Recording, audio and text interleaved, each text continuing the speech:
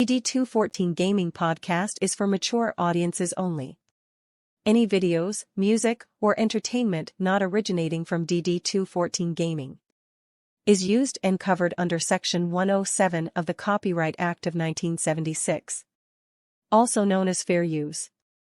Opinions expressed are our own and do not represent any DoD or U.S. government entities as a whole. This podcast is for entertainment purposes only. Viewer and listener discretion is advised. You are no longer alone now, because we have you.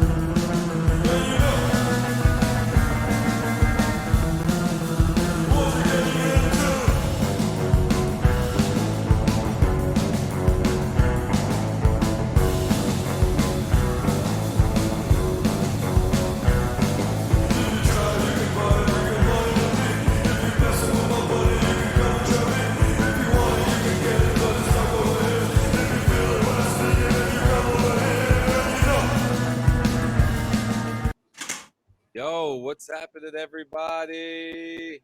Oh, Sorry. there you go. Mine slowed up too for some odd reason. All good. I don't know what happened. It's all good. It's all good. Everybody, thank you for coming to episode 107 of the DD214 Gaming Podcast. And today we have with you the 3 J's and Sergeant First Class, Brandon Cleary. How you doing today, my friend? What's going on, guys? I appreciate y'all having me today. Absolutely. It's a pleasure to have you, and thank you for taking the time. I know you're a busy man. Like when you make big Sarge rank, man, like you got to be busy all the time. So yeah. Thank you for taking time out of your life and your schedule to be with us. Yep. So we appreciate it. Yeah. How was your guys' week? How's everybody doing so far? I mean, who wants to start? I mean, if nothing else, I probably can, because like we really didn't do a lot. Like mine was. Go for it. A short week. It was. I worked a couple games of the K. Nikki's parents came into town and stayed a couple nights, or 2 days and a night, I should say. And that was it. That was the extent of our week. It was one of those kids went to school, came home, eat dinner, rinse, repeat, and next thing we know, it's Friday night. You know what I mean? Like it was basically one of those. So not too much on my end to report. So whoever wants to go next, that was literally my week. We watched Extrapolations. It finished. All-star cast. It's about the Gen Z kids all grown up fighting climate change, and it ends with a pretty interesting ending, and with a cliffhanger for a second season to go back and go through these timelines again. I think it's important if you're like a climate weather goon or whatever. It's fine. Go for it. I actually really enjoyed it, and I'm not crazy. I'm ready for the palm trees to grow in New Jersey, all right? Bring it on, global warming, baby. I'm ready. But, the show has a lot of realistic tones. I think it's a fantastic show with a fantastic cast, and it wraps a whole story. So 8 out of 10 for Extrapolations, Apple TV Plus. We also had 420 this week, which was, hell yeah. Look, we don't talk about it that much, but we're just, I do have a sponsorship with Buds R Us, all right? And, they came through. We had a good, they didn't come through. I smoked with my wife all day, but, it was a good, healthy, and safe time. Everybody was safe. Nobody died. It was just good. You vibed out, listened to music. I had a radio show that day. Hell yeah. And played Red Dead as always. Hell yeah. Yeah, I was able to finally kind of like officially partake in 420 festivities, like for one of the first times in my life. Like as far as like no worries, everything's legal, everybody can just chill and just do whatever they want, and that was fun. I happened to buy I purchased a special pipe. I've been looking for a pipe for a long time. Like this goes way back when I was still in the Army and I couldn't smoke weed. Like I've been looking for this damn pipe. Well, I finally found it here in KC, dude. So I do have to brag on my pipe, dude, because I finally found the Gandalf from fucking Lord of the Rings. So on 420, I fucking on 420, I broke this son of a bitch in. So this is not a heavy use pipe. This is one of those like this is all actual wood and it's a mahogany pipe. So like I finally found the motherfucker. Like I found my holy grail. So this will be special occasions and thoughtful silences, right? So yeah. Joe, how did you enjoy your 420 holiday, dude? I actually, right now, I don't partake in 420. Surprised the MP doesn't smoke. No. I mean, I would. It's just right now legalization in my state's not there yet. Still making the juice not worth the squeeze, huh? So to play it safe, I mean, I'll do edibles here and there. Neighbor, couple buddies of mine get me some edibles, good ones. Edibles the right route. So, but this year I just didn't have anything, and I had to work, and I was in meetings all fucking day. So I wasn't trying to be. Yeah, I wouldn't want to be. I wasn't trying to be blitzed out my mind when I'm sitting in a freaking meeting with the C-level people, with the executives from the company all day. Especially if you have no tolerance, like guys like me and John, we'll take shit to the face and about give it 20-30 minutes and we'll be okay. If you have no tolerance, sometimes that shit will take you to the fucking moon. Yeah. You know what I mean? Like, yeah, and that's like, and it's not that I don't have tolerance. I've got tolerance because I do partake a little bit, but not like you and John. So more just I was stuck in fucking meetings all day on 420 with executives, CEO, COO, CIO, CFO, all the C's, all the C's and all the O's. Yep. So it was definitely not a, I'm watching all my buddies post shit because they take the day off and crap, and I'm like, oh, absolutely. I should have requested off in advance. But then with me going through the process to get this new position at work, I'm kind of trying not to take off as much as I used to. Sure. Until they finalize the selection on it, because makes sense. That makes sense. So, yeah, man. What about you, Brandon? Did you lie to any kids this week? Well, no. Start off with he's a recruiter. They always lie. They're kind of like politicians. Hey, that is low blow. That is a true statement. Like, I'm not even gonna lie. USERIC is all politics. It really is. But so with the 420 thing, so obviously me being active duty military or military in general, can't partake. Right. So for me, it's just another day. I didn't even realize that it was 420 until I was playing Fortnite with a buddy of mine, and he was like, "Hey, happy holidays." I'm like, "What the fuck are you talking about?" Right. And he was like, "It's 420," and I'm like, "Oh, fucking!" Like the only thing that comes to my mind when 420 comes around, oh shit, is that's a month. What kid you're trying to get in is about to pop hot on their fucking yes, exactly.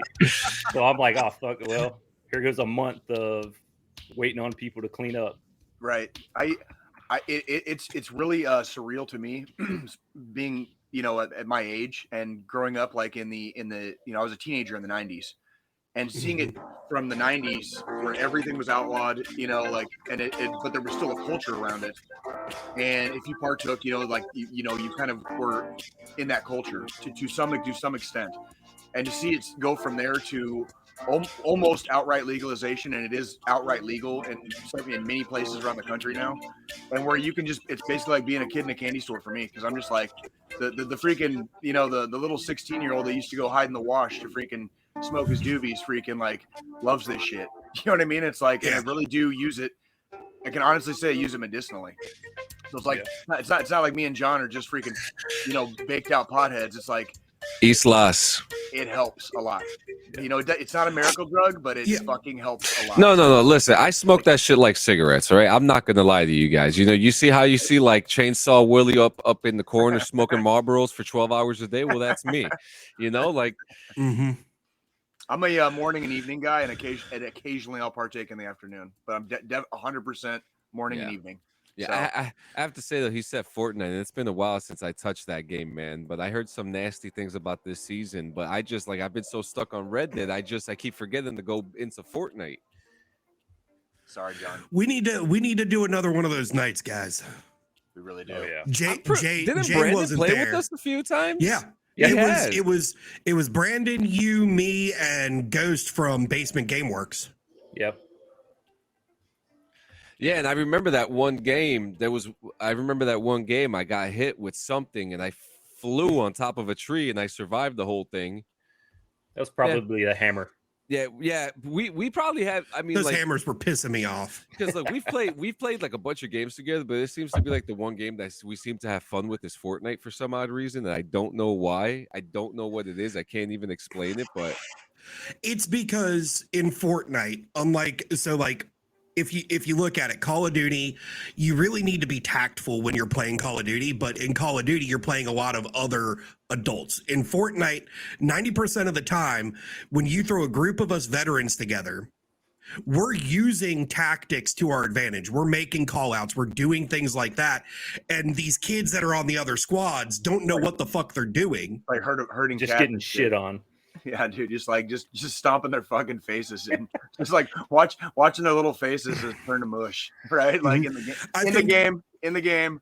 Okay, and that's a metaphor. Earlier this week on Monday, I streamed and I was playing Fortnite with Ghost from over at Basement, and one of the co-founders for Basement, Irish, she popped in, and I knocked this person, took him completely out. Their teammate rezzed him, and then I killed the person again right as she popped in, and I screamed, "I killed you twice, motherfucker. Now stay the fuck down." And she just in my chat's like, "Stop being toxic." I'm not being toxic. I'm calling it as it is. Like, this is twice I've taken you out and you continue to try to shoot at me. Stay the fuck down. This is how the army fucks us up, dude. It's like that's like, for a regular person, that probably would sound toxic, but for us, that's like a fucking Tuesday, dude. It's funny too, because like I have a habit of just like screaming sometimes. There's even a clip on our YouTube of me like doing a long scream, and Squilini's like, "Oh, there goes John." Yeah, he's just losing it again. Random yelling, a lot of hatred and anger for no reason. You know what I mean? A lot of rage, just discontent. You know what I mean? Like, just it's all just in there, and you just kind of hold on to it for a while. And some people bring out the best in us. What can I say, right? Yeah. So Brandon, I was gonna say, Brandon, tell us a little bit more. Well, first off, who are you? Who are you? Oh Lord! All right, where to start? So I'll hit on something that you guys got to hit on a few episodes back. Y'all were talking about origin stories, right? Mm-hmm. So in recruiting, everybody has one of those. All right, we call it our Army story. That's what we pitch the kids. Is everybody has their own reason for joining and stuff like that. So for me, 38 years old. I turned 39 in about 30 days. You're right up there with me, homie. Yeah. OMG. Yes, dude. OG, baby, OG. Dude, holy shit. Wait, when's your birthday? May 26th. No shit, mine's the 20th. I turned 35 on the 25th. Nice. Oh, you little young ass motherfucker. You fucking Geminis, you traitor ass Geminis. Fucking two faces. But yeah, so I originally from Tuscaloosa, Alabama. For those of you that watch college football, Roll Tide.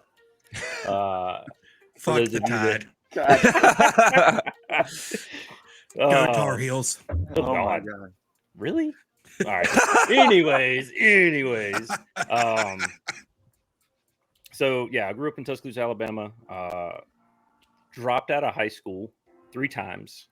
Nice. 3 times in my senior year. Yes, that's possible. Oh like it. shit! Yeah, I did I it like too. I did it too. Don't worry. Yeah. Ended up getting my GED when I was like 20, 21, something like that. I joined the Army at 23.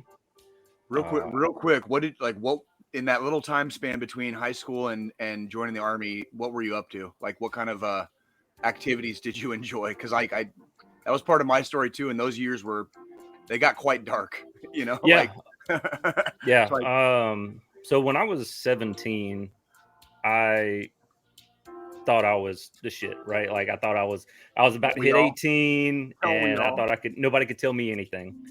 So I dropped out of high school and my dad, he was a single parent, raising me and my sister. So I kind of took advantage of that because he worked all the time. So I basically just did whatever I wanted to. I ended up moving out and, I slept on some friends' couches for probably like the first year or two after dropping out of high school. Just working random jobs. I worked at like a Buffalo Rock warehouse stacking drinks. Went and worked at like an oil change place.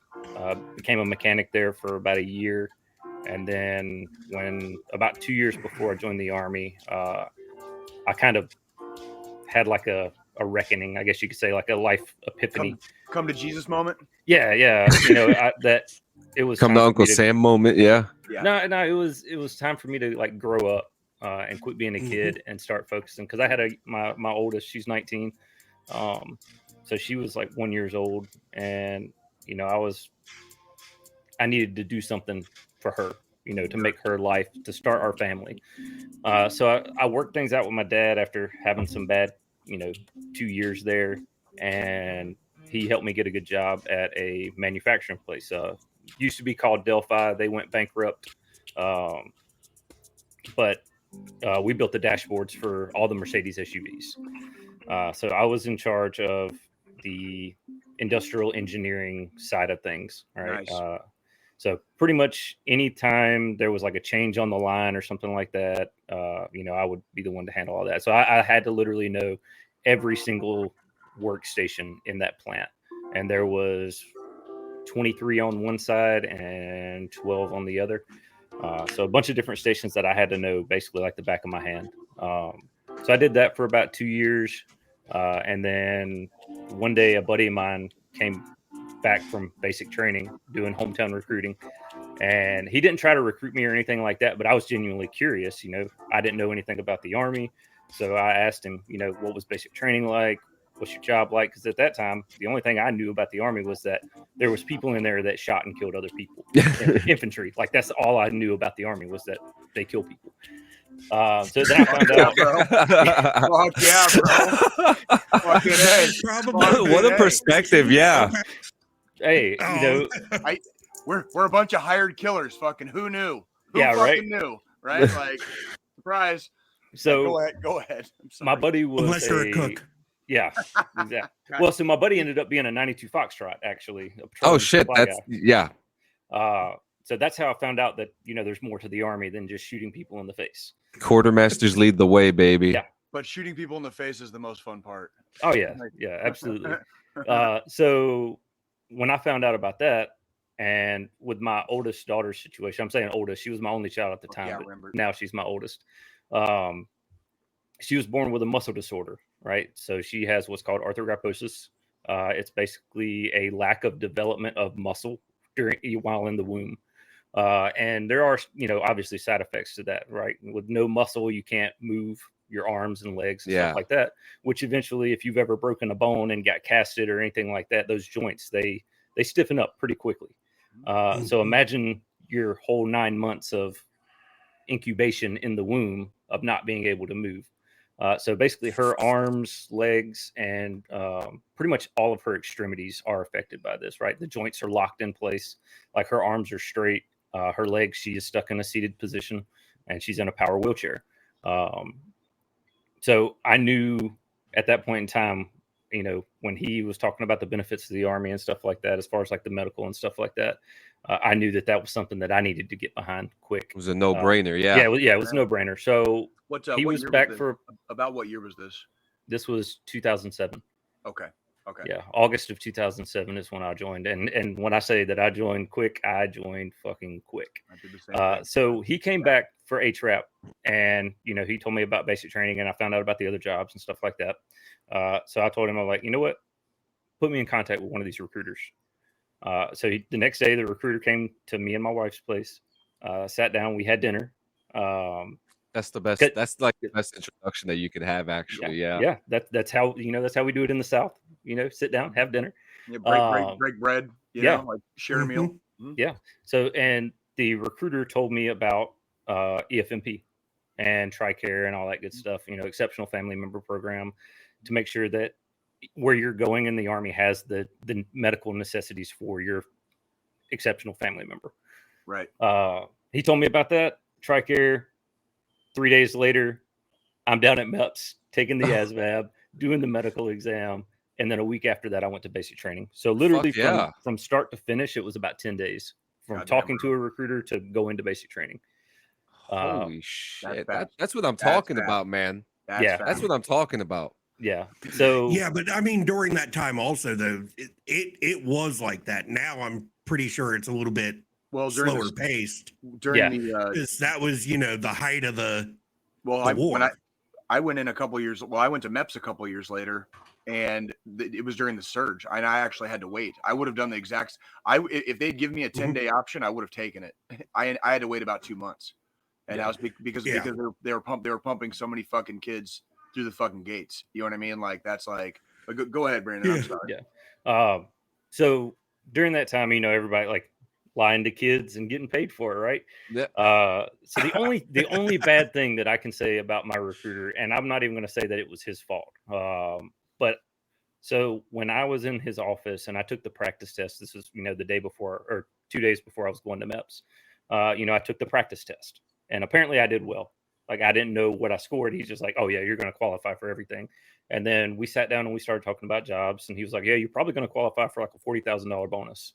And I'm like, 40,000? Okay, let's go. So I get to MEPS, do everything, take the ASVAB, still didn't know what I scored. And I'm sitting down with the guidance counselor down there doing my contract and everything. And he's like, all right, here's all the jobs that you qualify for. And I'm like, well, I only know of 2 jobs. I know of infantry and I know of 92 Foxtrot, which is what my buddy does.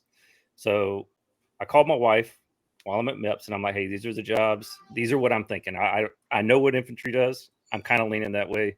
And I know what 92 Foxtrot is because that's what Mike does. So she told me, if you choose infantry, I will divorce you. So needless to say, and even if she didn't want to, it probably would have happened, bro. Like it probably would have happened. So needless to say, I ended up being a 92 super Foxtrot. fucking high. Yeah, like it's bad. It's bad in the like you either got a super strong wife or you're headed for disaster, like quick, fast, in a hurry, dude. Yeah. Like, Oh yeah. So, yeah. Oh yeah. So you went 90. So you became a quartermaster. I did. So I became a quartermaster. Yep. What is the so we know the designation is 92 Foxtrot. What is the occupational specialty? Petroleum supply specialist. So pretty much anything and everything to do with fuel. Fueler. Ground fuel, aviation. Okay. Testing. Beautiful. Yeah. I love it. Taking gasoline baths. Yeah. Yeah. It's funny because that was actually the first occupation that I was offered after my wife had told me the same thing. Like, I'll fucking kill you before they do. So like they actually offered me 92 Foxtrot at first, and then I accepted it. And then there was like a couple weeks in between the time that I had to take the test in the MEPS, and then they were just like, oh, by the way, someone took your job. You're going to be a cook now. I'm like, oh, okay, fuck it. Let's reap it. Send it. Yeah.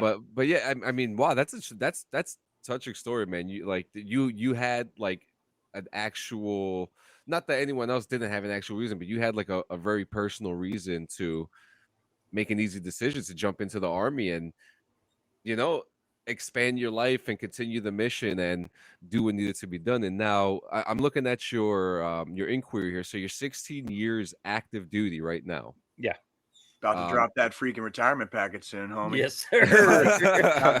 He's got about what, 2 years? You can drop it before I can drop it. I was gonna say you can drop it at 18 years, right? So you got Almost there, dude. Almost Almost, there. man. Yeah, so you have a hell of a record here. 2 combat deployments: Baghdad, Iraq, and Panjwai, Afghanistan. I'm Panjwai. sorry, Panjwai. Panjwai. Okay. Yeah. Assignments include 3 BSB and Fort Stewart, which is funny. I was in Fort Benning, right under there, in 3rd ID.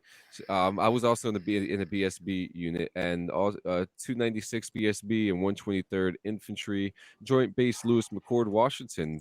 And so you started recruiting in what year? 2015. 2015. So during that, did you reclass? Yeah. And to stick it out as a recruiter, is that kind of what you did? Yeah. So I'm dying to hear this. This is interesting. So, dying to hear this. So how was the fueling job? Did you come home smelling like the gasoline? Like, was it? Oh, every day. That's fucking wild. I I've love always that been job. curious. He's gonna get a fucking rating no matter what, specifically because of his MOS when he goes. Really? To the VA, okay. Yes, because like when you take fucking gas baths, dude, like there's stuff your skin up too, man. he's probably got some stuff coming down the line, dude. Like when he gets older, and like he's gonna have like an automatic like rating. Yeah, and you know what? That's MLS. And it's something to say about the quartermasters too, because the one thing that I love being the quartermaster. It's such a grand history, but if you really think, a lot of jobs offer outside work, but almost just about, if not every quartermaster job, you can get an outside occupation in like that. Absolutely, especially like my field, because I was hazmat qualified and everything else. So like truck drivers, cross country fuel haulers, any kind of thing that involves hazmat, like I could easily do it. Petroleum engineering, like there's all kinds of shit that I could do with that. So I loved the job. It was great. Oh God. Man, you guys like Bud Light? Tall boy. I like Bud Light. There he goes again. Here we go with this shit again. Nobody stirs the pot on this fucking show. Never, dude. Never. As he takes the first sip, and then all of a sudden he's got fucking rainbow done up nails and a fucking damn long hair, and fucking he's growing boobs. Jay is gay. Oh God. $20 is $20, everyone. Hey, just remember that. Bro, hey, that's a factual statement. I'll see you under the bridge when you get there, okay? Like, what's a Z job? If you have to ask, you can't afford it. Yeah. Oh, fucking beer fest. That was such a good show. I apologize. No, you're good. Oh man. So yeah, my first 8 years in the Army was petroleum supply. I loved it. It was a great job. It was hard. Like I made 5 in 3 years. I actually got battlefield. Yeah, I got battlefield promoted over in Iraq. Good for you. Fuck yeah, bro. And you got to see Baghdad? Yeah. Oh yeah. That's I spent a year. I missed Iraq. I only ever made it to Afghanistan, and I love hearing stories from some of the Iraq guys because A, I wasn't there, and B, there's a lot of fucking history there. Like I've got to dig through. I've got photos of me sitting on the fucking throne in Saddam's palace. Right. Oh, that's like baby, like that go. where there's like legit. It's not just the war. Like there's history there. Like thousands and thousands of fucking years of civilization and history. Like there were places where we were at in Afghanistan on one of my tours in Kandahar, outside of Kandahar.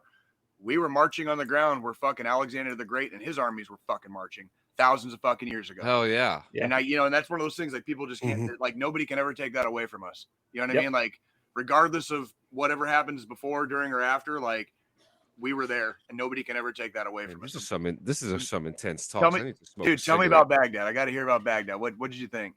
So obviously, I didn't deploy until I was right about 2 years in. Okay. When I first got to Fort Stewart, it's a good time to get warmed up and shit. Yeah, too, yeah. They were already over in Iraq when I got there in Fort Stewart in 2008. They were only there for about 2 months left, so there was no reason to send me. So I was in Rear D. They came back, and then we had their year of dwell time, and then we got put on that kind of like national defense rotation shit. What they call it, like Sea Smurf or some shit like that. Yep. So we were on that for. You got put in the rotation, basically. Yeah. So we were doing that for about a year, and then we got lined up for Iraq.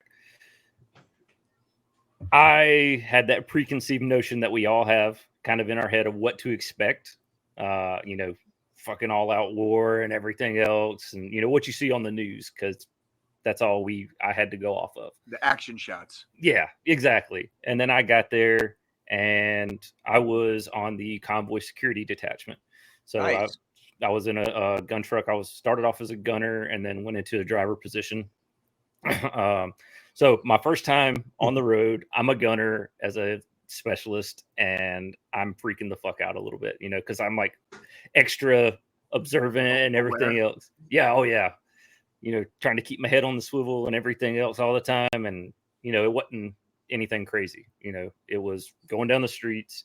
You see the mud huts everywhere. We were on Fob Falcon, which was just probably about 20 minutes outside of the Victory Base complex around Biop. But we got mortared like every Sunday, like clockwork. Holy shit! Yeah, every Sunday. I don't know what the fuck it was with Sunday. Must have been motivating. Sunday. Yeah. Oh well, the first time I did it, the alarms start going off, and I'm sitting there eating chow, and you just see everybody going running out of the dining facility, and I'm just like, "What the fuck is this?" I'm new here. I don't know what to do. So then they're like, "All right, you got to go to the bunker." Like, watching everybody leave, and you're just. The fuck, man! I'm hungry, dude. What the fuck? Dude, the fucking cooks were the first ones out. Whoa! No the cooks were the first ones out. They have to be, and their leaders are smart, because that is when you're in a specific support roles, it's like cooks, mechanics, fucking medics, fuel, fucking like you have to live. We're like us fucking window lickers, dude. We won't make it without the fucking people that support us. We won't make it, and we won't make it far. We have to have you guys. Like, you guys are valuable assets. Like just because we we get the glory shots, and like basically all we are is fucking bullet sponges. So until we become bullet sponges, freaking like we need you guys behind us. We have to have you. I will not don't ask me to fucking like try to like forage for food. You know what I mean? Because I'll end up fucking eating out of a dumpster like a raccoon, dude. Like there's not. I'm good at shooting stuff and moving and moving and communicating.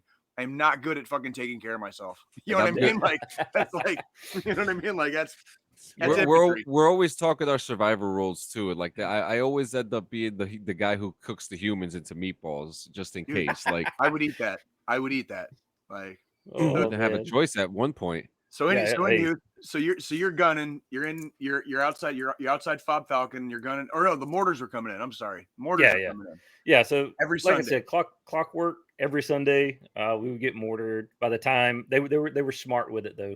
So like they would set up their mortars off in the distance, and what they would do is they would put ice down on the bottom of the tubes, and then set the mortar in on top of it, and then they would leave. So by the time the ice melted and it was set off the mortar, they were long gone. So by the time our guys got there to the site, there was nothing there anymore except for the tube and a pile of water below it. In the industry, we call those poo sites. Literally a poo site. It's point of origin. Yeah. So you have every time there's a mortar attack or an artillery strike, we have stuff that triangulates where it came from, and they will send out a squad or a platoon size element to inspect the poo site. So that is a thing. So fucking OPSEC. Point of origin. I was trying really hard right there. I was like, don't say it. Don't say too much about that. Like there's a reason we're number one, ladies and gentlemen. There's a reason we're number one. Yeah, I'm just gonna put it that way. Yeah. So yeah, that was the thing. Stuff and things. Being a gunner though was probably the greatest part of that deployment, because you're up in the turret, king of the world, baby. Yeah, exactly, and you got all of the view. Like no obstruction, nothing like that. So like when we'd be driving down, please fuck up. Yeah, that. And then there's so much like architecture there, like amazing architectural stuff. Yeah. Like you got the giant cross sabers. What was that? What was the flying man? What was that like? Like when you first saw up to that, like the famous cross sabers, dude. When you first like saw that or drove under it or whatever, like what was that like for you? So the cross sabers are actually like kind of inside the green zone, which is right outside of Fob Prosperity. So it was pretty well secured. I mean, it wasn't like anything crazy going on there. So we went there to the actual site, and there was like a big parking lot up underneath it, and we all got out, got our pictures with it and everything else. But it was amazing. It was amazing to see that, and how what we assume, how they live over there and what we expect, it didn't line up. There's so much more over there than just desert and, the bad guys. It's almost like people have been living there for thousands of years or something. Exactly. So, Now, exactly. I am curious because I want to know what the timeline was between Squillini and Brandon. Like, what were your What year? what years were you guys there? When were you in Iraq? I was in Baghdad from December 2009 to December of 2010. Squillini? Okay. I was there December 08 to December 09. So probably about the time Brandon was coming in, I was leaving. And didn't and don't you and me have a crossover on one of our deployments? Fucking in Afghanistan? Yeah, Kandahar, yeah. Kandahar. It was my in 2016. Like, because I got there in like February of very late February of 16. So no, our crossover was you were going in as I was when I was in the Army. When I was a mechanic. That was my first one. When we flew into Kandahar freaking before we flew out to our FOBs. Is that the one you're talking about? Yeah. Okay. Yes. Yep. Okay. Yeah. All right.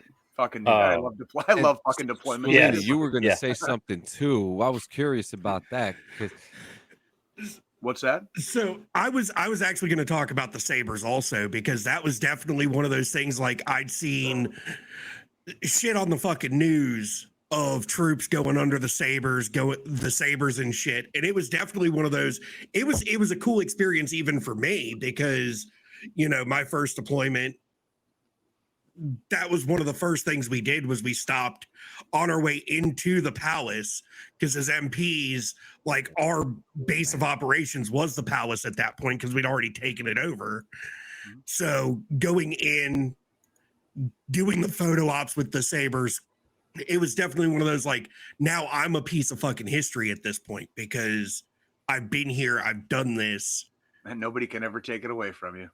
Right. It's like kings of the fucking earth, dude. Kings and queens of the fucking earth, dude. That was that's the shit, dude. When was Saddam found? 2004, 2003 or 2004. It wasn't very. So he hit out for a little while and he made it for a little while, but then it was like 03 or 04. It wasn't long after the invasion, but it was like, I think he made it for a little bit. So you guys were there, like, kind of keeping the peace and building it back up and making sure everything was good. Because because a lot of that stuff, I was younger. I was in high school during that time. So all the stuff I was just hearing what I knew about in the news. The people that were fighting against us when Joe and Brandon were there were the people that eventually became ISIS. Okay. Yeah. Like, that's basically, like, that was the beginnings of what eventually became ISIS. And that's that is also part of history now. You know what I mean? Like, because of everything that happened after the Arab Spring and with the rise of ISIS in like 13, 14, and 15 and all the bullshit they were fucking pulling. Like, that's part of history now too. Like, it was a clapback, basically. It was blowback. And a lot of our Iraq compatriots, regardless of how the war started, once we were there, and a lot of our Iraq veterans suffered mightily because of that blowback, and that's what eventually became, and still remains to this day in certain places, ISIS. So history lesson from fucking Jay, right? But see, and that's the big thing. Being MP during a combat time, MPs. I'm not sure what exactly their roles are now that we're not, technically in war or in a combat situation anymore. But during that time, MPs, especially in a combat zone, we were more peacekeepers. And in Iraq at that point, when I was there, we were going out, showing face, trying to ingratiate help help build a democracy over in Iraq, because Hussein was gone. They had no real government anymore. We were trying to help build up a government for them so they could govern themselves once we left. Interesting. Yeah, Now- it was a little wild. Yeah, And- and it's still So in a it's sense, still- I was kind of politician-y like a recruiter. So right now you're a sergeant. You're a sergeant first class. So what was that? So you became a 5 during you got battle Battlefield promoted. promoted, which is fucking Battle- awesome Yep. to be able to say that. Too, Yeah. that you get that distinction. That's a hell of an honor, and like in you your know, career, yeah. yeah, and to hear like That's for how I me, got my E6. Fucking That's- A. you know, and like and for a guy like me, I've never deployed, so hearing these things, I'm like, wow, this is so fucking cool.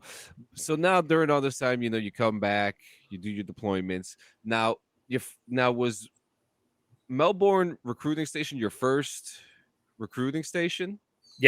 Yeah, and actually, so before we move on to this, Yeah. and this is more for Jay, but also Oh you shit! Oh, as God. well. So I got some pictures that I was gonna see, like of Throw 'em some of up. this architectural stuff. You How do absolutely- you want me to please send them? do. Please. What you'll do is pull it up on one of your tabs, and then you're gonna freaking hit like there's a button. You should It'll have a share screen button, even as a screen. guest. It'll say share screen, and that'll be your that'll be how you pull it up, and it'll. Well, I was just gonna say, can I just send them to you, John? Yep. Yeah. And have you show Throw 'em them? in. Or yeah, Let's see. I'll send them to you on Yes, Discord. sir. Let's see. My 40-something message. I do want to see. I love architecture. Like after I moved back to Kansas City has a lot of older style architecture, and it's beautiful downtown. All right, there you go, John. They're in Oh. your DM. Oh shit! I want to fucking see this. Oh, we got some. Oh, Let's see this. It's a spicy meatball. I want to taste the goodness.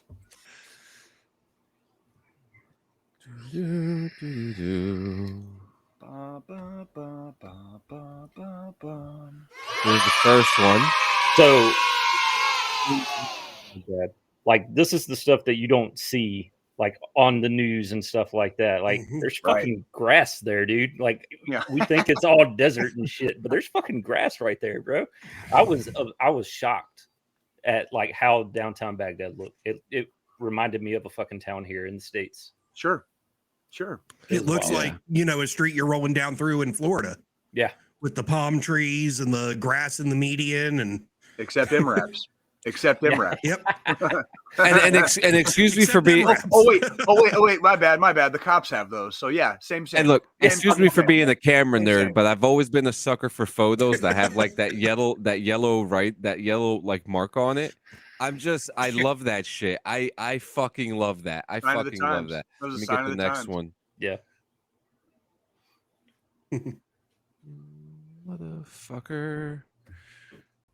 I'm very curious about this. All right. So this was outside of Fob Hammer. We were literally in the middle of the desert. We had to secure a site because we were doing a joint tank range with the Iraqi army. So we escorted what was it? It was like 5 or 6. I don't know if y'all know what a het is. A het is basically the giant Optimus Prime looking truck that transports the Abrams. Oh shit! Or I any know kind of, exactly like, what you're giant talking track about. vehicle. Yep. It's got like the 40 wheels on the trailer and all Yep. this shit. So we went out there, we secured the site, and that's what I slept on. Those boxes are 2 tow missiles Dope. and then 2 Okay. litters. So we literally slept in the desert on 2 tow missiles in the middle On of the top night. of fucking missiles. Fucking Yeah, A. that's totally safe. Fucking A. Dude, it was great. It was great. Hey man, if anything bad happens, fucking, you ain't gonna feel a fucking thing, homie. Exactly. You ain't gonna feel a fucking thing. They're just gonna be picking up pieces of you freaking for the next 2 weeks, dude. Here we go. And then there's the cross sabers. Like I said, there they are. There they giant fucking parking are. lot up underneath it. Jesus Mhm. Christ, they're big. Yeah. Oh, they're huge. Yeah. Man. It's fucking awesome, dude. That is I, fucking- you know, like I've It's seen fucking like awesome. interesting pictures, but the perspective of this photo really like shows the size of it. Oh, Because yeah. you got the truck up in the foreground. In the background, you got you got the cross sabers, but the soldiers are right there, and you're just thinking, "Holy shit, that is rather big." Yeah. Yeah, it's huge. Mhm. And then that was outside of a soccer stadium. I Awesome. seen that and I was like, I got to get a picture of that. That's actually pretty pretty- cool. That's That actually is that really- is actually pretty cool. Art that This is really- architecture is. I mean, do some of these buildings even exist anymore? Yes. Yeah. Oh yeah. Yeah, because Yeah. this was all, you know, post all the J dams and everything else. This was more of our, you know, our This was our after peak. we did our massive bombing runs and fuck shit up over there. Yeah. Okay. And then There you go. that was Flying pretty Map. cool. Flying Yeah, I Map. saw that. I think that was on MSR Tampa going towards VBC. So it was No shit. Yeah, so was they pretty cool. definitely give you like the because you look at architecture, you look how art is portrayed and created here, and then you look across seas, and then you see the different perspectives of art that are being created from different centuries of time, and it's actually quite incredible to kind of like be in front of it, and you feel this like energy, this emotional energy towards it, and being there for war, it's probably a whole different mental perspective that you're there to do the right thing, Yeah. but everything's destroyed. I always found it very interesting. There's every place you can put your foot down on Earth is ancient. Obviously Earth has been here the whole time, right? But there are places on Earth where people have been there for thousands and thousands and thousands of years, and not every place on Earth is like that. And some of the places that we collectively went to during GWAT, and even still to this day, are ancient. And when I say ancient, it's like beyond like comprehension how long people have been walking in those exact places. And that's you can feel it. Like you really can feel it. It's And then there's an ambiance to it. and then when you say things like that, you start thinking about like America. Americans have only been stepping on this country for a little over 300 years. Pretty much. Well, Anglos, yeah, yeah. Like when you take into account, our indigenous tribes. Yes, they've been here, and there are certain places. There are certain places in the United States, the continental United States, and Hawaii and Alaska that obviously people have been there, but it wasn't the way we do it now. So like a lot of the tribes, our indigenous tribes are nomadic. So we don't have a lot of the sites, where they might have congregated, and we're still discovering a lot of that stuff because a lot of that history got lost. Yeah. There are certain places out west where we know for a fact people lived. The Tucson Valley, where I grew up, John, is one of the oldest continuously inhabited places in North America. Yeah. People have been living in the Tucson Valley for like 1,000 years, and they know they know beyond a shadow of a doubt. But that's one of only a few in North America that they know of right now because of the history that was lost. And thank God for history taking its course to preserve history. Yeah, absolutely. Yeah. And then when you go to a place like Baghdad, you go to a place like Kandahar in Afghanistan, you know what I mean? Like just by happenstance or by circumstance in your own life. And you go to these other places where people have just been treading that ground for thousands of years. We know it for a fact. Shit really, in some ways, shit ain't really changed. Land. Yeah, in a lot of ways, shit ain't changed. You know what I mean? Like you can still see people living in mud huts. And it would not be that functionally different, that much functionally different than it was 1,000 years ago or more. So it's like, it really does like give perspective, and it does lend some credence to getting the fuck out of your house. You know what I mean? And like taking a good look around and like getting outside your comfort zone. You know what I mean? Cause it helps, it helps. Yeah. So sorry. J rant. My bad. So what's next? I want to hear about the recruiting part since I got disqualified from it. Like, so you're coming from the sands to the palms now. Yes, from one sand to another sand. And how so you're a recruiter now. You're starting off. What was that like? What was your first perspective thinking? Like, because you're thinking of your time when you were speaking to a recruiter, I'm sure, and how you would want to have a better experience and give that to the future. What is it like choosing the future? Because essentially, it is an important job to be a recruiter. It is. So being a recruiter is probably one of the hardest jobs in the Army. From not physically or anything like that. I would not argue that. I would But not argue that at all. It's one of those jobs where you can do everything right and still fail. So like it's a lot of stress. I can talk all the fucking game about the Army and bring out all the positives. And one of the things that I do pride myself on as a recruiter is that I have never ever lied to a kid. If anything, I have overtold the truth. Like I try to be 100% honest with these motherfuckers. Yeah, but I'd rather have a kid not join the Army because you told them the truth, because that kid would like regret it later and then turn into a fucking shitbag. Exactly. Yeah. And I can't count how many fucking shitbags I saw in both my time as a mechanic and fucking my time in the infantry. Okay, like shitbags are fucking not welcome, dude. You know what I mean? Like they become a fucking weight around everyone else's neck, and it sucks. It really sucks. Yeah. But that also makes it suck for him, because when they drop out, it makes him look bad, right? Like, so for us,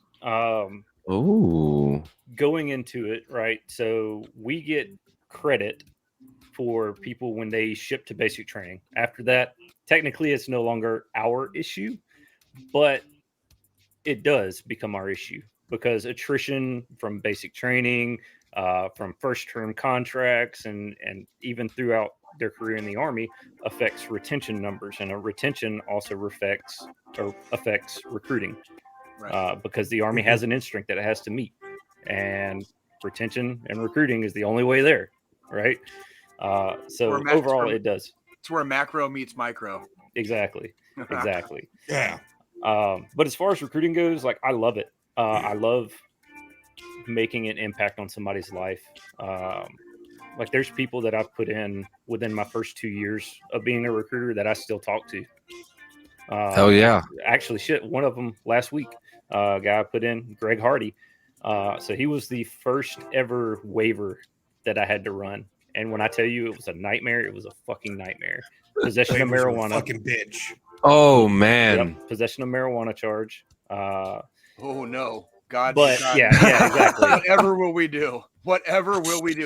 He's a started the show smoker. off with 420. We're going back to 420. Yeah. It's a hell of a week, let me tell you. I don't even know how I'm alive. But anyways, so I put him in one of the hardest packets that I'd ever kind of put together at that time in my career, and got him in. Was actually talking to him last week. He made sergeant about 2 years ago. Fuck yeah. But he works in HR, and he's trying to take care of a soldier that kind of got screwed up in the process of joining. All right. Nobody intentionally did anything. It was just an accident. Right. So he joined under ACASP. Which happens. Yeah. It happens. Mistakes do happen. Yeah. So the kid joined under ACASP, which is basically acquired civilian skills that transfer into an Army job. So, for instance, I'll use combat medic as an example. If you're an EMT in the civilian world and you have all your up-to-date EMT stuff and basic life-saving course, then you can come into the Army as a combat medic and you get a reduced AIT. So instead of 16 weeks, it's only 7 weeks. Oh, shit. Yeah. Because they skip all of that NREMT and all that crap, all that training, because they're already certified in it. They also come in, any ACASP job comes in as a specialist. So automatically come in as an E4. So this kid joined under ACASP as a musician, but was only promoted to E3. And I went, Greg called me and he was like, hey, I'm trying to help this kid out. So, I have access to pretty much everybody's records that's joined the Army, right? All I got to do is know their social security number and I can pull up their electronic record, kind of like S1 has access to everybody, right? But so I got to look in and everything else. And there was an accident when he got promoted. They used the wrong promotion credentials, right? He had an associate's degree and that's what they used to promote him on. So Greg called me and he's like, hey, how do I fix this? So I helped him out. And now we're getting the paperwork process to get this kid's, rank fixed and back pay and everything else. So Hell yeah. trying to take care of these guys. So the job never ends even after. You know what I mean? Like there's Right. still work to be done. Yeah, absolutely. Absolutely. Yeah. We do have a question here from Jeremy Strobridge, who I did boot camp with. He slept a couple feet from me. Can you sense the level of commitment of a recruit when they are signing up?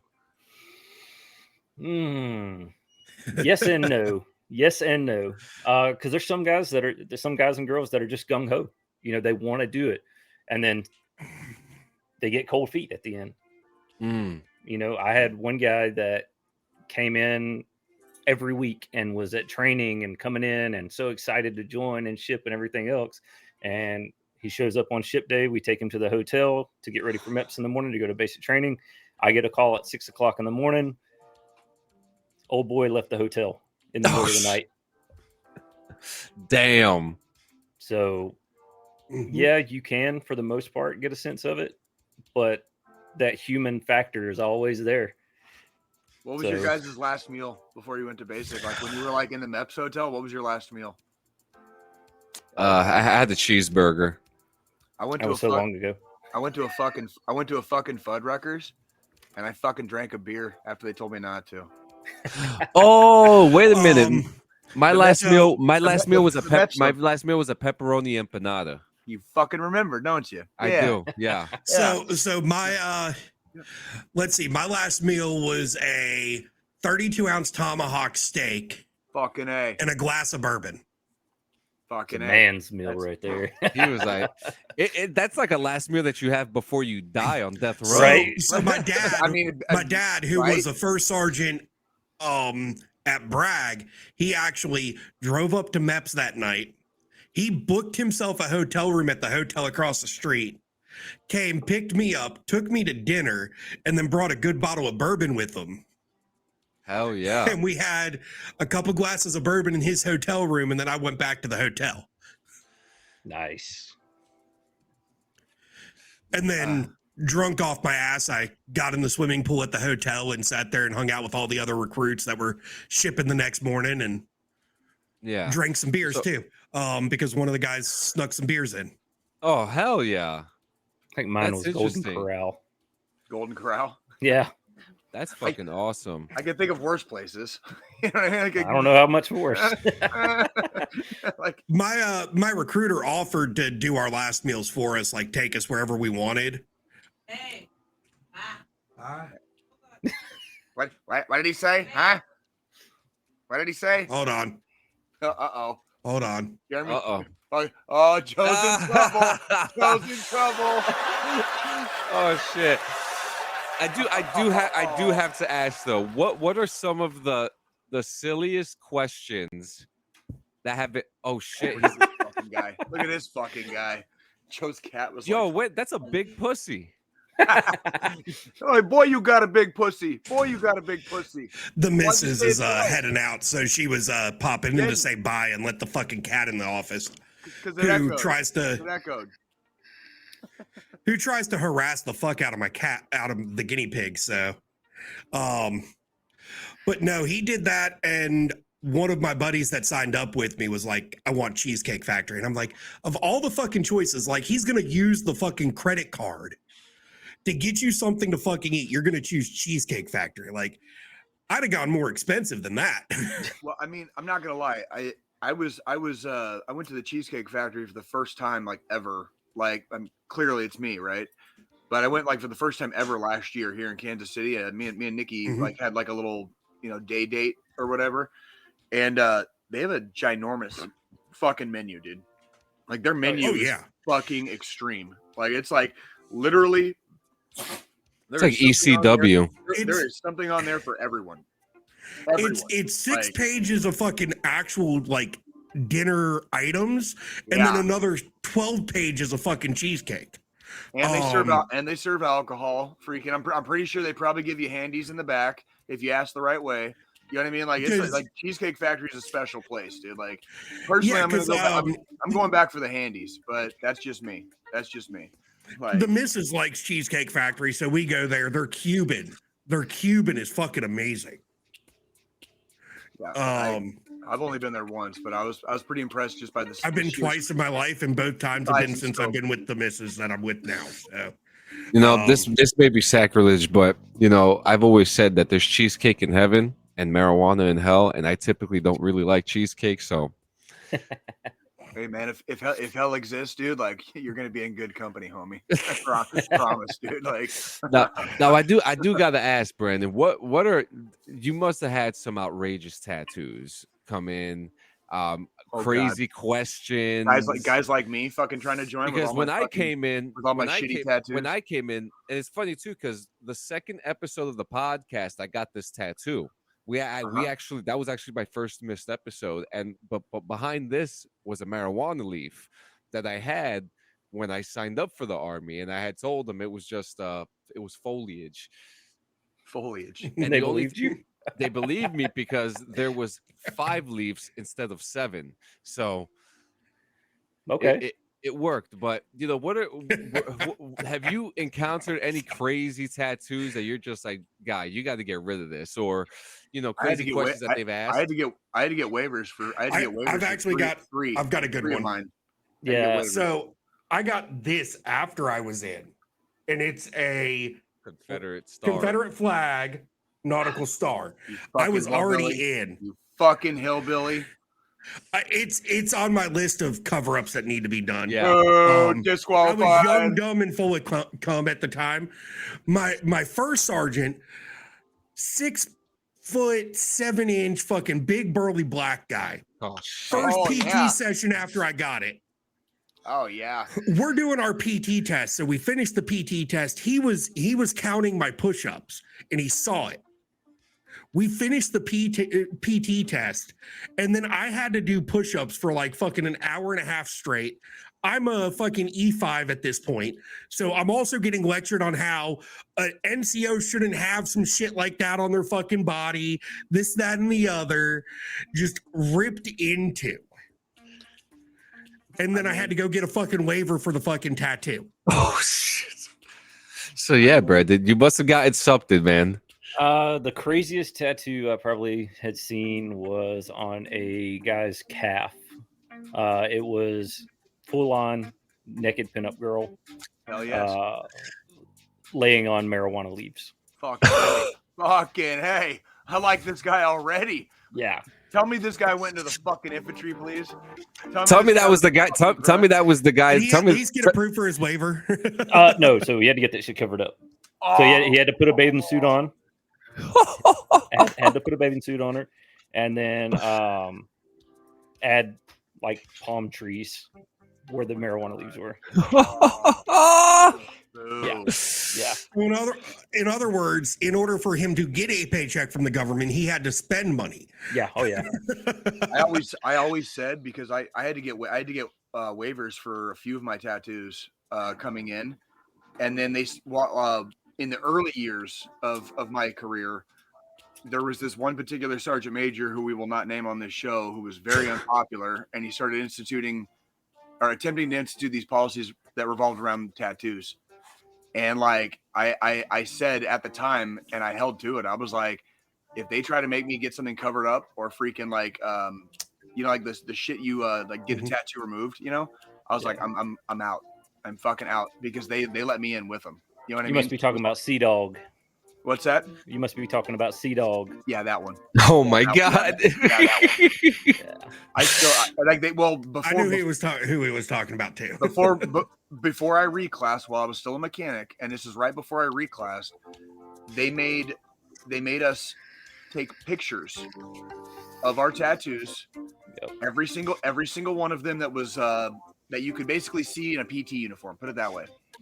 And like, and then they uploaded that into our, what we called at the time, our iPerms. Yep. And like, those pictures were still in there the day I got out in 2021. And like, it enrages me to this day. Because like, I came in with, I had added a couple more, but it was like, it enrages me that like it got that close to where like I was questioning if I was gonna like stay in, because I was like, you let me in with them, I'm not doing anything to them. Like, it's been like this the whole time, so leave me alone. Well, you know what I mean? And that's like my tattoos. Like, before I got out, my arms were already covered, but I always made sure, in dress uniform or Right. camis, nothing was visible. Because at the time, the tattoo policy was as long as it's not visible when you're wearing long sleeves in dress uniform or your fatigues, you could have them. And then 3 months before my ETS date, they changed the fucking policy. Oh shit. And then of course it's different again now too. Yeah. Like the fucking tattoo policy changes almost every year, it seems. Yeah. Well, and it changes revolving around recruiting and retention, and that's why why it changes. Yeah. That's exactly why it changes. Which is why I was so adamantly opposed to changing anything about my tattoos, because that was my freaking reason. I knew if I could get a waiver to come in and they're cool with it, then you better grandfather my ass the rest of my career, because freaking I'm not touching them. I'm not touching anything. You know what I mean? Like, anywho, go ahead, Brandon. Go ahead. I'm sorry. So with the tattoo stuff, so I agree it was kind of a pain in the ass when they made us go through all that tattoo stuff. Mm-hmm. But it's actually worked out in some people's favor though.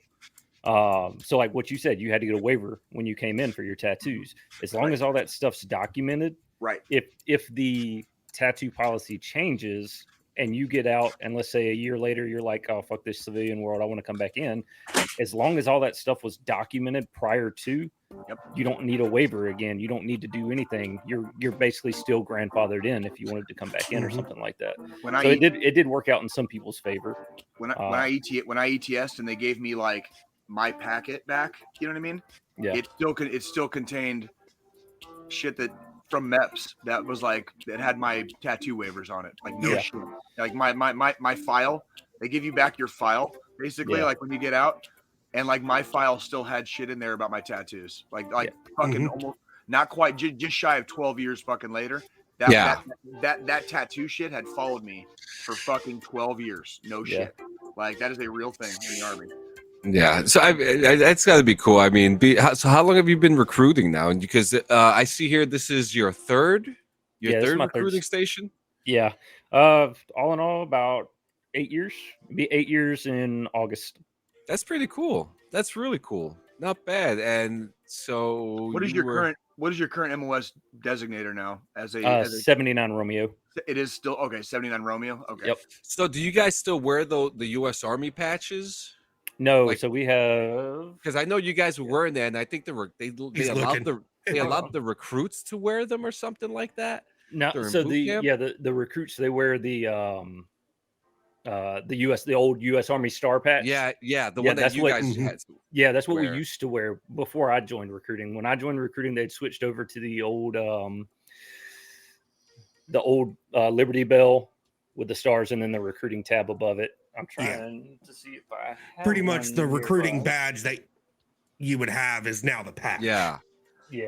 I remember when that transition happened. I was like, oh really? I was like, oh, of course, because it kind of sucked being a fuzzy. You got nothing here, nothing here, nothing here. And I didn't have that problem. I had spec rank right here. Yeah. So. Oh, yep. There. Oh, that's nice. That's for casual Fridays. That's what that shirt's for. Oh, really? Okay. I'm not sure. I was just making a joke while he said didn't that's have for casual Fridays. Yeah. Oh, yeah. Definitely. Definitely. I have a shirt. So do you like khakis and like that polo on like one day a week or some shit? We did that at Fridays. We did the same thing at BLC. I have a polo like fucking collared shirt that's got Staff Sergeant Campbell over here with our BLC fucking logo from when I was doing that shit at Fort Carson, dude. Like that's casual. The casual, right? Yeah, really. Should. I've got a black polo like that with the MP cross pistols on it, and then I've got a pullover for colder weather that has the MP cross pistols with Sergeant First Class Squilini underneath it. Yep, that's fucking that's fucking cool. The Army's moving in a more. Let me tell you what the Army's doing right, and I saw it from 2010 until 2021 while I was in, and for all the shit that is not okay and that needs to be done better or whatever, there are areas where the Army is doing a lot of things right, and they're moving in a much more professional direction. And we talk about the deployments we've been on. I always wondered, like, you know, I'd look around the motor pool when I was a mechanic, and I was like, how in the fuck are we the best, right? There's no fucking way, right? Like, there's no fucking way. And then I deployed, and I got to serve around other, like, our NATO allies, you know, some of our allies on the Afghan side, right? And it's just like, for a professional standing Army, we are light years fucking ahead. And the farther and the faster that we move in that professional direction, we're gonna stomp holes in people for a long time to come, like for a long time to come. Absolutely. There are definitely areas the Army needs to do shit a lot fucking better in, but holy fuck, we're nowhere near fucking number 2 right now. Like nobody's even fucking approaching us as far as like the level of like professionalism and how everybody treats, you know, the rank system. You know, we have NCOs as mediators between our officer corps and our junior enlisted at the bottom. You know what I mean? That's the NCOs are in the fucking middle of that, and we have a fucking strong ass fucking NCO corps. And the more professional we make the NCO corps, the stronger the Army becomes. Yeah, and absolutely. That is like you see it in Ukraine. You wonder why fucking Russia's still getting face fucked right now. It's because they have no fucking NCOs. I'm telling you right now. They do not have an NCO corps right now. It's been shattered, and their goddamn fucking Army is getting face fucked every day in the field, dude. That counteroffensive is getting ready to start, and fucking it's gonna be Crimea by summer, guys. Fucking mark your old pal fucking Jay's words, dude. Oh dear Crimea God! The officer corps just joined the fucking chat. Everybody stop talking shit about lieutenants. Who we got? Who came in? Who we got? Oh, we got a map finder. Max. Yeah, Max.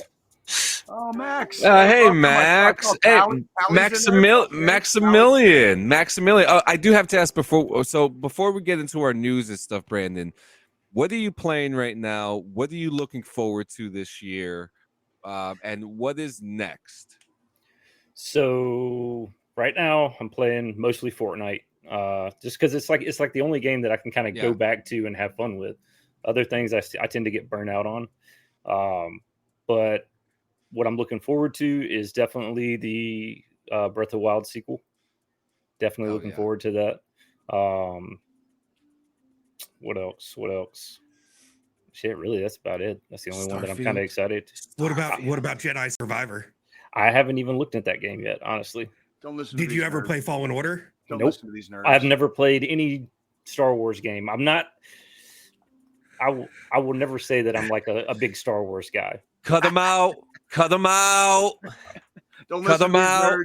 Don't listen to these nerds. Don't let them get to you. Don't let them get to you. I will definitely agree. Tears of the Kingdom. I mean, we're looking at 7 years since the last original Zelda game anyways. Yeah. If not a little bit longer. So Tears of the Kingdom is definitely one of those ones I've been looking forward to.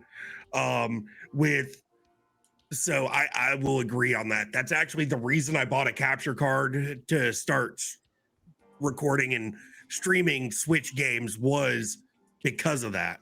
Yeah. Maximilian says he's looking forward to Stalker. He said Stalker. Hopes it doesn't get delayed again due to the stuff happening in Ukraine. And like, are you guys familiar with that one? Yeah, I am familiar with that one. Stalker actually looks really fucking good, to be honest with you. What's it supposed to be about? Like, what's the whole thing with it? It's a first-person shooter survival horror video game series developed by GSC Game World. The series is set in an alternate version of the present-day Chernobyl exclusion zone in Ukraine, where, according to the series backstory, a mysterious second Chernobyl disaster took place in 2006. Oh, here we go. That sounds intriguing as fuck. I'm not gonna lie. Yeah, it's actually a pretty good game. But yeah, except Russia. Yeah. So yeah. Except fuck Russia. What? We're gonna hit Russia. Fuck China. What? Where is my? You hear that? That motherfucker's gonna come for you and beat the bricks off you, Jay. Fucking dude, don't come to Kansas City fucking looking for trouble, dude. I'll turn this motherfucker into the Gaza Strip, dude. Okay, like whoa. And we'll be right back after this. Join the Army today and be part of something bigger than yourself. You'll get to do important work, like filling out paperwork and scrubbing toilets. But hey, it's all part of the job. Whether you're working in an office or in the field, you'll be part of a team that is dedicated to serving their country and occasionally saving the world from aliens or supervillains. And who knows, you might just get to shoot a gun someday. Just make sure you aim for the target and not your own foot. So, if you're looking for a career that will challenge you and give you the chance to wear a snazzy uniform, join the Army today and become a part of a proud and occasionally wacky tradition. Get ready for a journey into the world of video game lore with You, Me, and Lore. Hosts Brandon and Kenny take you on a thrilling adventure through the background stories of your favorite games. Currently, they cover two of the biggest titles, Halo and Death Stranding. Learn about Master Chief's battles in Halo and uncover the secrets behind the mysterious world of Death Stranding. These games offer more than just action and adventure, they offer rich stories that are waiting to be explored. Join Brandon and Kenny as they dive deeper into the lore and bring you the insights and information that make these games truly unforgettable. Subscribe to You, Me, and Lore now and never miss a beat in the exciting world of video game lore. All right. So, yep. We got join the army. So we got some exciting news. I will hide this camera real quick. Mm-hmm. We're not peeping into his house. So we got Rowdy Roddy Peeper. Yes, that's right. It's a Simpsons joke. Simpsons did it first. Let's see. So we got some stuff. I've got a little bit of news too. I was going to say, John, I've got one. Whenever we get to the military news, I've got one piece of military news as well. So whenever we get to it, are we starting with it? Well, it's gonna be a sandwich. All right, he's back. Sandwich? What kind of sandwich are we making, John? Hang on, I'm waiting. Trying to write back. I'm waiting for World War III to happen again. I'm waiting for World War III to happen. I'm just writing in our chat here to Strobridge. All right, so the Dias Big Country Airfest took place April 22nd in Dias Air Force Base. We have some exclusive pictures from our very own Gonzo Gon Gaming. I mean, look at that. Look at that. Nice. The Air Force, one of the best taxis ever. Hell yeah. I got a bunch of stuff here. You got I'm assuming that's an AC-130. Now, I know that he works. No, that is not. No, that's a I'm not C-17. Listen, I'm a man. Yeah. I'm not a smart man, all right? It's a C-17. Yep. And then we got another one here. You guys ever been to an air show before? Oh, yeah. I grew up in Tucson, dude. They have them there. They are. I mean, I've been to a few of them myself, right and next to Polk. I fucking love them, man. They are exciting and loud. You always loud. It's the dark side of you kind of wants like super fucking loud, something bad to happen. You feel it in your chest. You feel it in your nuts. Hey, did you guys know? The in the 1980s the Rammstein air show disaster. I have met three or more than three now. It's a whole family, but like I met two separate. One is a family, and then I met another individual that were all there present that day when it happened.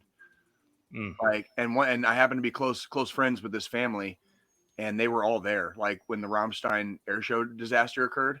Yeah, and like and to hear my buddies tell me like because they were little kids and like. They said like they didn't get scared until they saw like how their parents looked. You know what I mean? Yeah. Like they saw their parents starting to like freak out a little bit, like knowing like shit was like massively wrong. You know what I mean? So yeah, like the dark side of you wants it, but like look at Top Gun over here. Yeah, look at that mustache. Look at fucking Maverick over there with his out of fucking regs, goddamn fucking facial fucking hair, dude. Police that mustache, dude. Holy shit! Oh man, but that looks like a good time. That looks like a good time. In other news, the Division Heartland has been announced. For fans of the Division series, it's back. We're going into the country for this game in particular. I honestly can't wait. Flyover country. What city is it going to be set in? Or is it like multiple? Or So I believe it said it's a fictional town, the Division Heartland. Sounds like Texas to me. It's gonna have to be Texas of some sort. It looks like if Texas. they're calling it Heartland. Yeah. It's set in rural America in the fictional town of Silver Creek. The game features 2 major game modes. The first mode is Storm Operations, and it is a player versus environment mode, which can support a maximum of 45 players.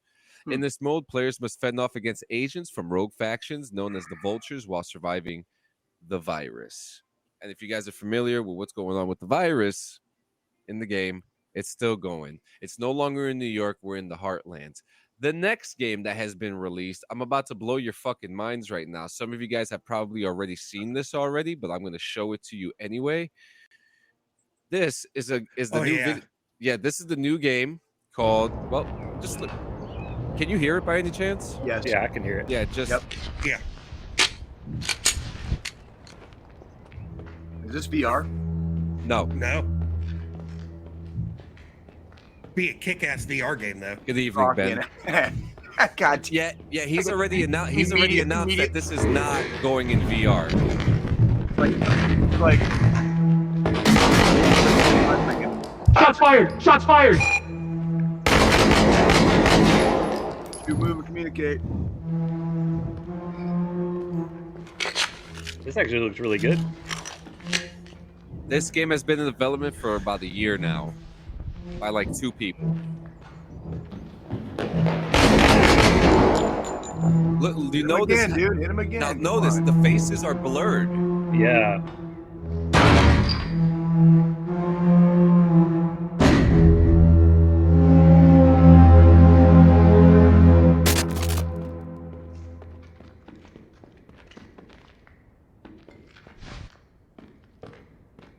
Don't worry, it's almost done.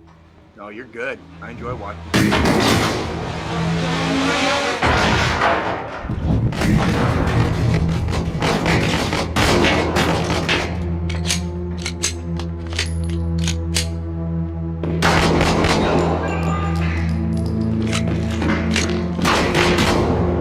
Those fucking suck.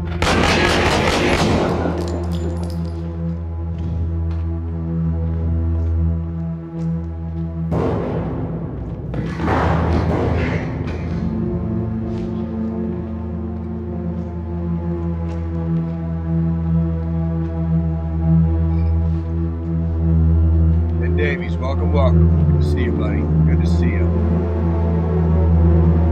Across the pond. Where the fuck is Oscar?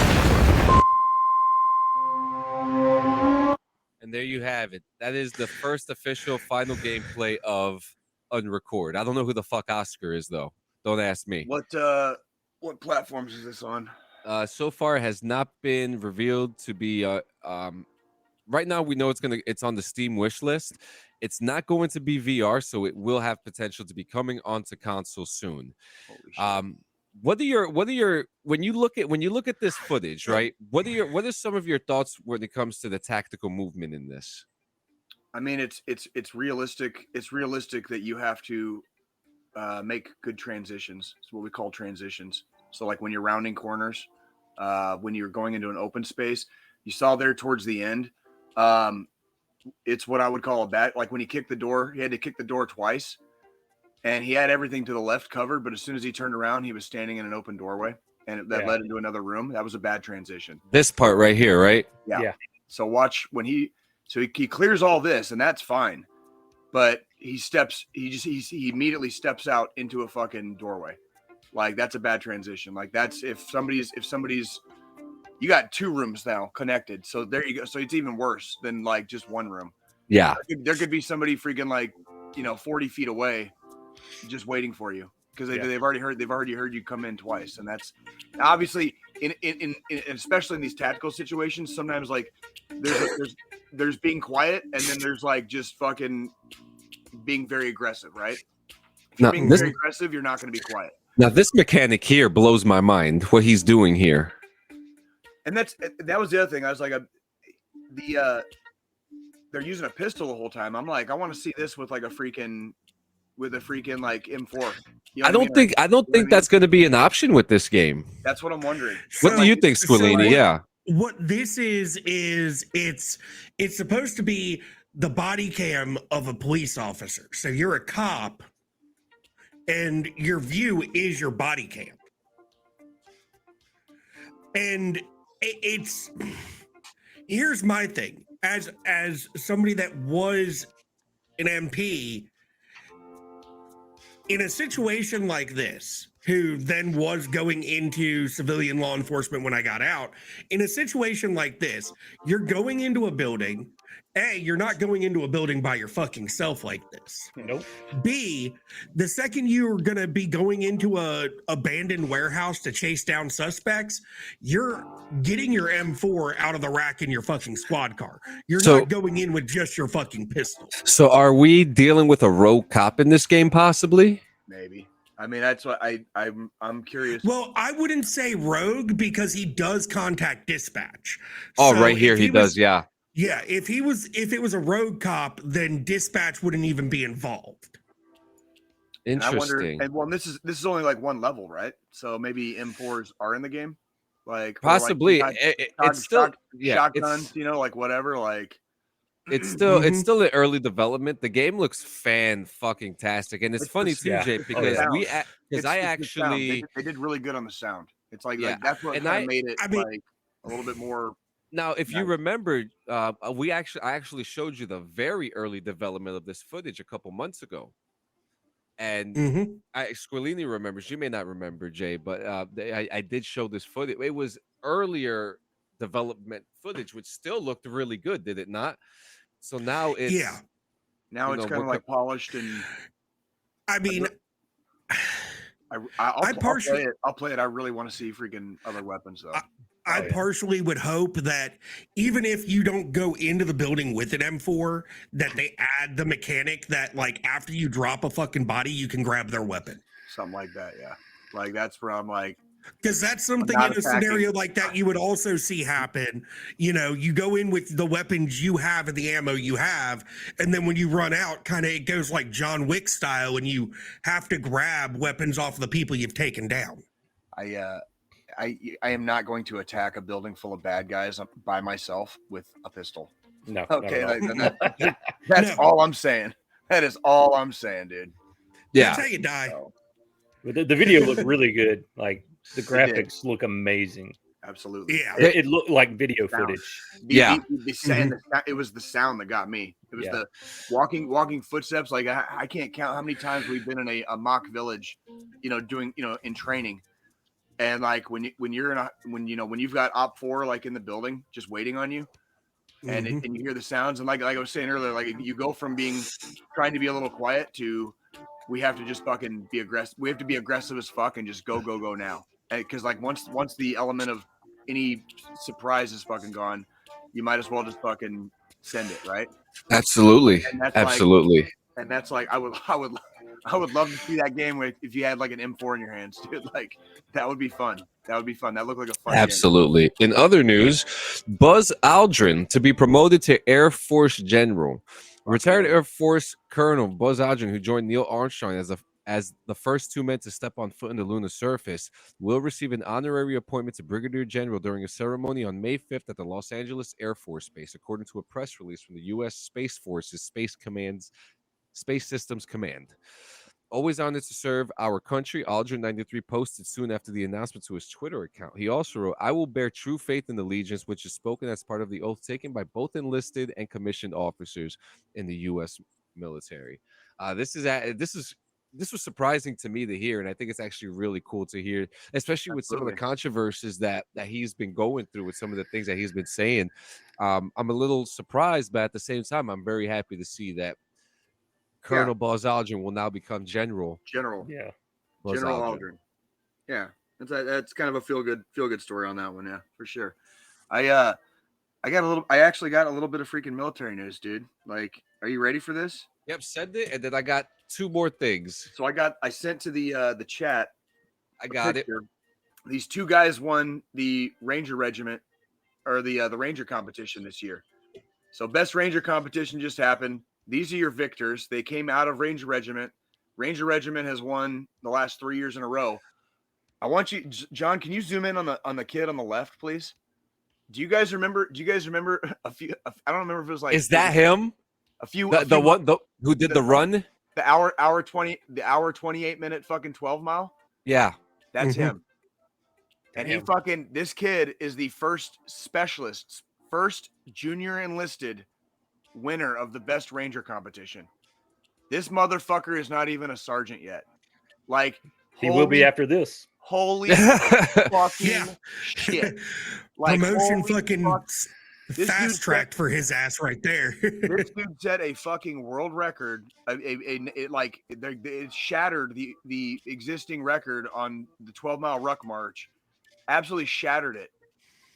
And then now he is now as a specialist best Ranger along with the good captain there.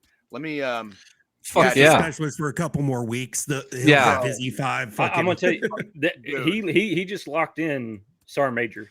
He's in his done. future. He's in his future done. He locked it in.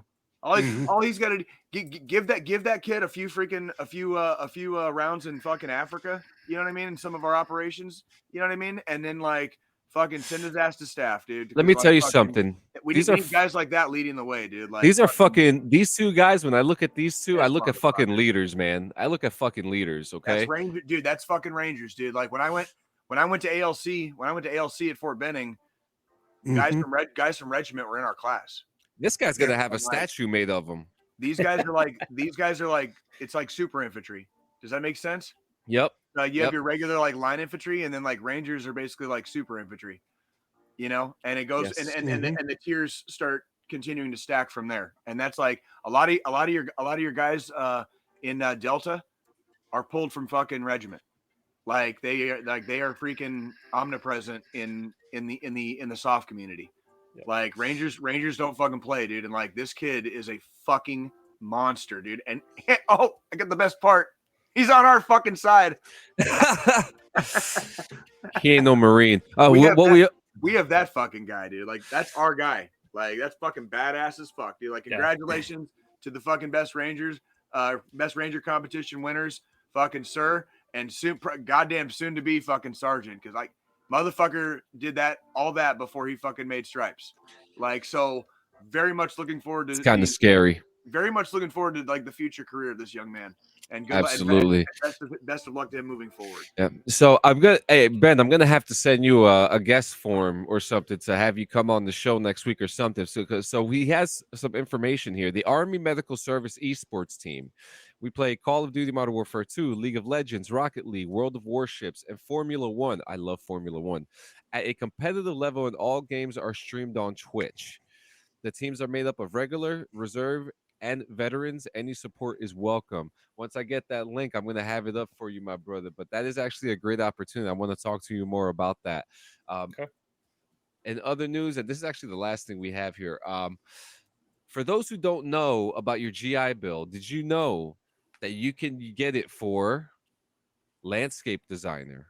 With a market size of more than $105 billion, according to the IBIS World Landscape and Services Industry report, landscape design is a veritable industry for veterans and service members. Institutions like the Conway School of Landscape Design accept the post 9/11 GI Bill and also participate in the Yellow Ribbon GI Bill Education Enhancement Program and the Edith North Rogers STEM Scholarship. I'm sure these are all things that Brandon Sergeant First Class Brandon Cleary has mentioned to the recruits coming in, that there are major educational benefits that a lot of people seem to forget about. Mm-hmm. You know, the Army and the military in general can be a massive stepping stone if you do your time, you do it right, and you do your time.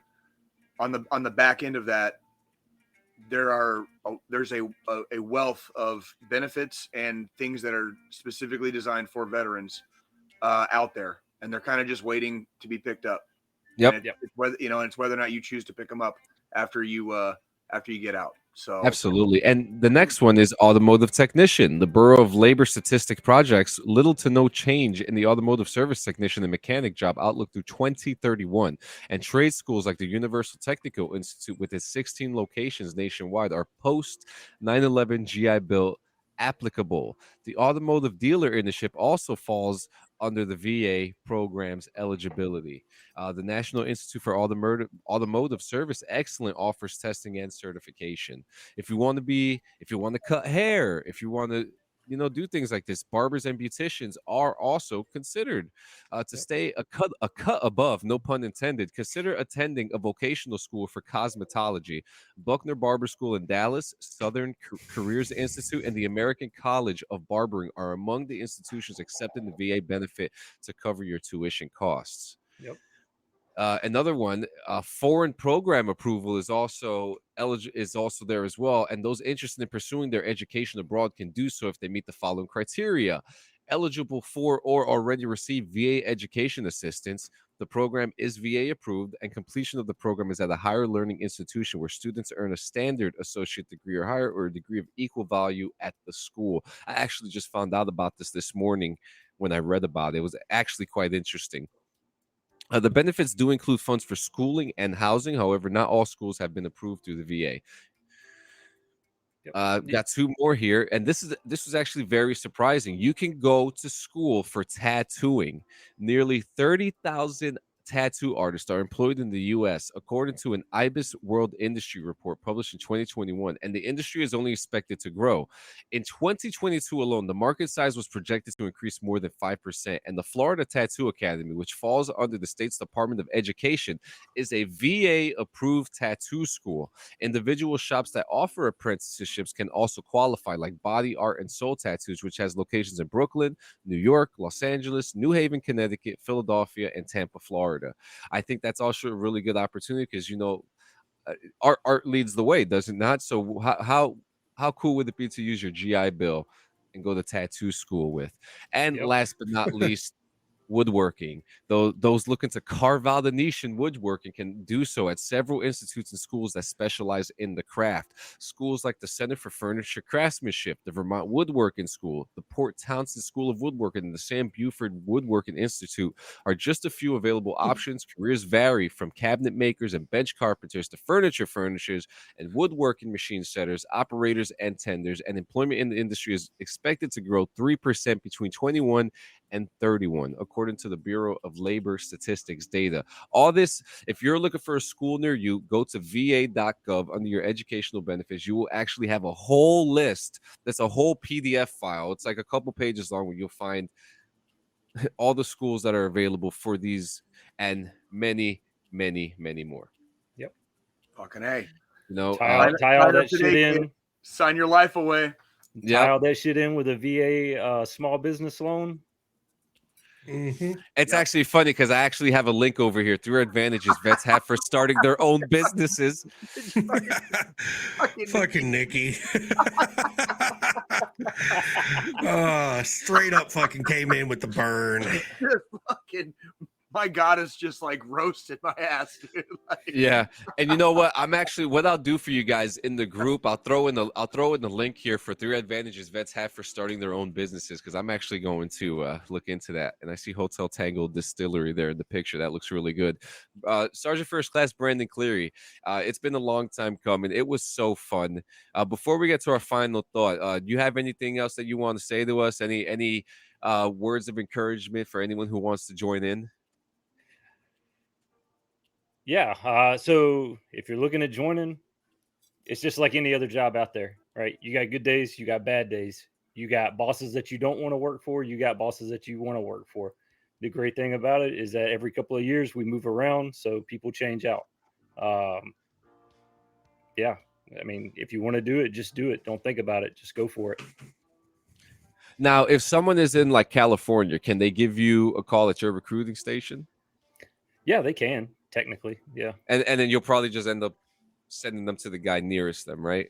And most of the time, yeah. That's interesting, man. It's all interesting. We're gonna have to bring you back and talk more about this stuff. But thank you so much. Yeah, absolutely. It's one of you guys for the final thought today. Who's got it? Who had it last week? I did. John did, so it's your go, Jay. Okay. All right. Well, it has been another 168, and based off the fact that I really didn't have much to talk about this week, that means it's not a bad thing. It just means we're getting into a routine kind of, and I know there's a lot of times in our lives when things seem routine and something comes along and like massively jacks it up. I want to encourage everybody out there to not lose heart, okay, to not lose faith, whether in yourself or your higher power or whatever. Understand that people are out there that love you very, very much. It is always darkest right before the dawn. Okay.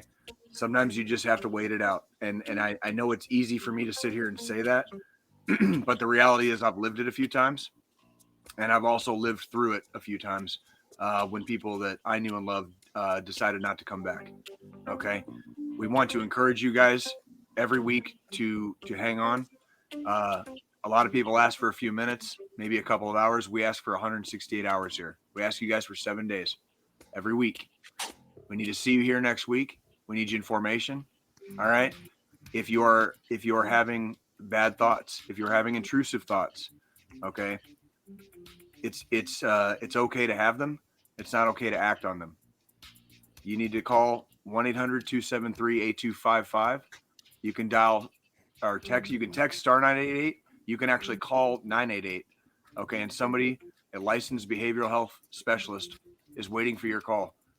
And if you need to just word vomit or get it out or let it go or whatever you need for that period of time, okay, they're there. Okay, it's okay to feel feelings. It's okay to be inside yourself sometimes. It's not okay to fucking swim to the bottom of the fucking deep end and then sit there. We need you guys up on your feet. We need you moving forward. Okay. If you need to take a knee and drink some water, do it. But then I need you back on your feet and moving on.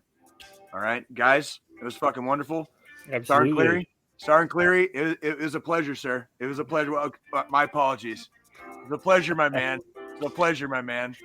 Like, how the fuck can I call a fucking NCO sir here, huh? Oh my God. Bad etiquette. No, I've been out for like a year and a half, 2 years. Bad etiquette. Like, just terrible. See, I haven't even been out for 2 years and I'm already fucking it up, right? So yeah, that's my Missouri manners getting in my way right here. Just make sure not to accept his paperwork in case it comes in, because I know he's itching. I know, right? So Ladies and gentlemen, it's always good to see you guys. Always good.